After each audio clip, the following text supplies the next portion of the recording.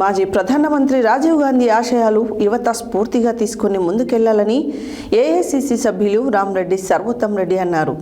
గురువారం సూర్యాపేట జిల్లా కేంద్ర ప్రభుత్వ జనరల్ ఆసుపత్రిలో జిల్లా యూత్ కాంగ్రెస్ అధ్యక్షుడు ఎలిమినేటి అభినయ్, యూత్ టౌన్ అధ్యక్షుడు బొడ్డు సాయి ఆధ్వర్యంలో ఏర్పాటు చేసిన పండ్ల పంపిణీ కార్యక్రమానికి రామరెడ్డి సర్వోత్తమ్ రెడ్డి ముఖ్య అతిథిగా హాజరయ్యారు. ఆధునిక భారత రాజ్యాంగ నిర్మాత స్వర్గీయ రాజీవ్ గాంధీ అని వ్యవసాయ market committee vice chairman, block Congress అధ్యక్షులు ఆకుల ఇంద్రసేనారెడ్డి అన్నారు.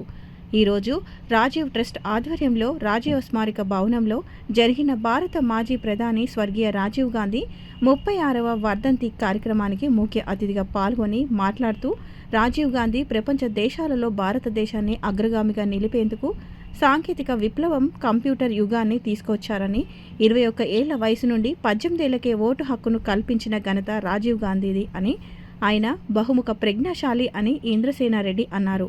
ఈ కార్యక్రమంలో మున్సిపాలిటీ కాంగ్రెస్ అధ్యక్షులు సురవి నరసింహగౌడ్, రాజీవ్ ట్రస్ట్ ఉపాధ్యక్షులు జింద్రు అంజిరెడ్డి, ప్రధాన కార్యదర్శి ఎంఏ ఖయూం, కార్యదర్శి నల్ల నరసింహ, నాయకులు చింతల సాయిలు, ఆవుల యేసుదాసు, కంచర్ల జంగయ్య, మాదాని గోపాల్, బండమీద ఎల్లయ్య, ఎండి చాంద్ పాషా, ఉదారి యాదయ్య తదితరులు పాల్గొన్నారు.